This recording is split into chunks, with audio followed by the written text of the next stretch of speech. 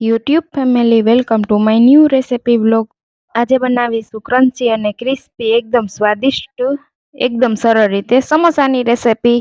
સૌપ્રથમ તો લઈ લીધા છે બટેટાને અહીંયા બાફી લેશું અને છાલ ઉતારીને કરી નાખશું કટકા. અહીંયા આપણે ક્રશ નથી કરતા, કટકા કરીએ છીએ જેથી એનો ટેસ્ટ છે ને બેસ્ટ લાગે છે ખાવામાં.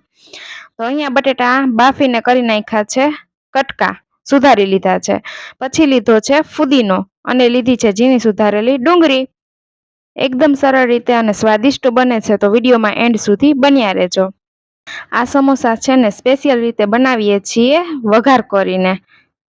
તો અહીંયા છે ને મસાલો ફ્રાય થઈ જાય ને એટલું જ તેલ લેવાનું છે. તો સૌપ્રથમ લઈ લીધું છે તેલ. હવે તેલને છે ને ગરમ થવા દેશું. તો અહીંયા આપણું તેલ ગરમ થવા માંડ્યું છે થોડીક જ વારમાં. તો લઈ લેશું ઝીણી સુધારેલી ડુંગળી. તો કરી દેશું ડુંગળી એડ. હવે ડુંગળીને છે ને તેલમાં ફ્રાય જ કરવાની છે, પાકવા દેવાની નથી વધારે. તો અહીંયા થોડીક જ વારમાં આપણી ડુંગળી છે ને ફ્રાય થવા માંડી છે. તો લઈ લેશું બટેટા. આવે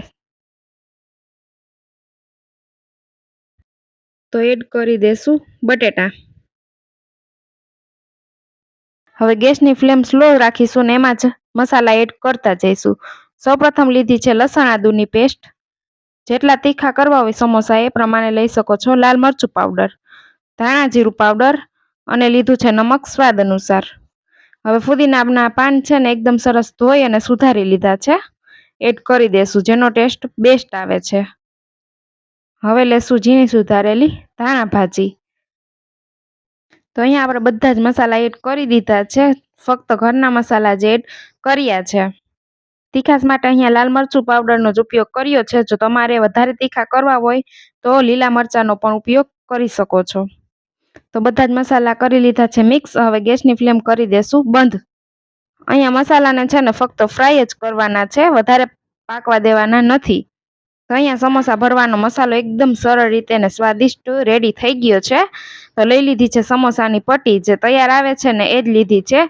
ને મેંદાના લોટની પાણી નાખીને પેસ્ટ બનાવી લીધી છે.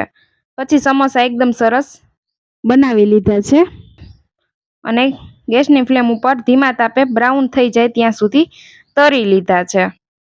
તો તૈયાર છે આપણા એકદમ સ્વાદિષ્ટ ક્રન્ચી અને ક્રિસ્પી